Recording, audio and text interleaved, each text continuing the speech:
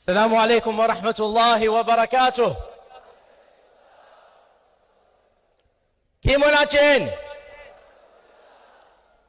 আজকে আমি বাংলাদেশি। ইনকিলাব জিন্দাবাদ, ইনকিলাব জিন্দাবাদ, ইনকিলাব জিন্দাবাদ। তাকবীর, তাকবীর, তাকবীর। الحمد لله، الحمد لله، الحمد لله. وقد جاء الحق وزهق الباطل، إن الباطل كان زهوقا. الحمد لله ثم الحمد لله. الحمد لله. You have with Allah subhanahu wa ta'ala. Dua is the direct conversation you have with Allah subhanahu wa ta'ala. Allah is Qareeb, Allah is Mujib, Allah is Samir. Allah is the one who answers the one who calls out to Him. So make sure you constantly make dua. Anytime the Prophet ﷺ was stressed, he would raise his hands to Allah and make dua. The night before the Battle of Badr, one of the most stressful nights in his whole life.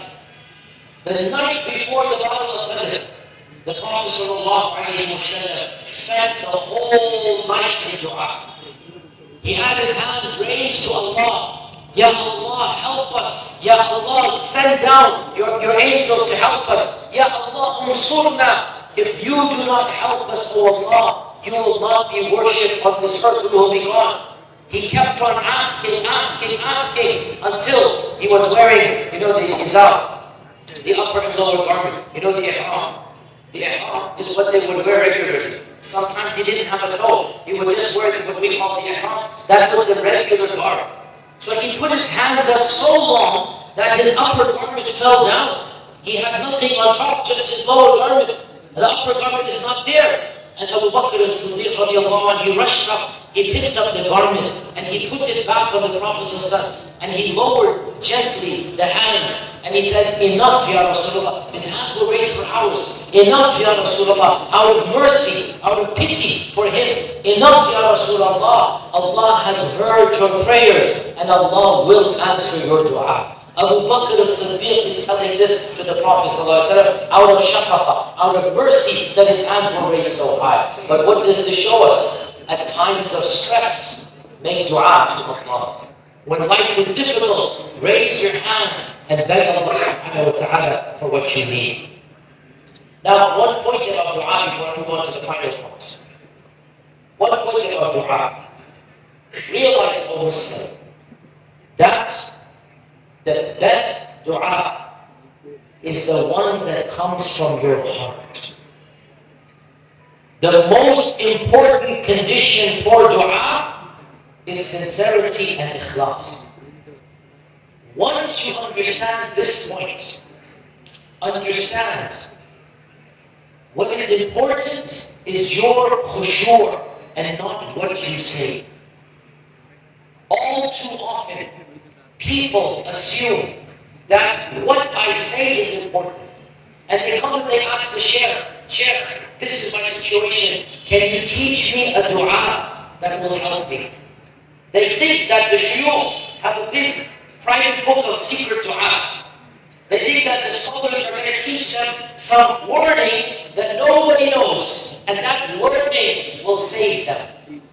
My dear Muslim brothers and sisters, your Lord is more generous than this. Your Lord is more generous than this. What is important is not some phrase you memorize that you don't know the meaning of. What is important is your qalb. So when you make dua to Allah, you don't have to ask anybody, what dua should I make? No, you know the best dua to make because you are the one in pain and distress. Open up your heart and speak to Allah in your language. Listen to me carefully. No scholar in all of Islamic history ever said that dua can only be done in Arabic. Nobody ever said this. Allah understands all languages. Yes, Quran is in Arabic. Yes, Salah is in Arabic. But dua You raise your hand right now and say, Ya Allah, bless me with good children. You can say it in English, you can say it in Urdu, say it in Bangla, say it in any language. Allah understands all languages, and all languages are equal when it comes to such du'as. What is important is your qalb. Don't worry about the words. You make the words as you go along, from your heart. What is important is what is in your heart. So ask Allah, and this we learn from the seerah as well. So this is number 4. So we have dhikr, we have Quran, we have salah, we have dua.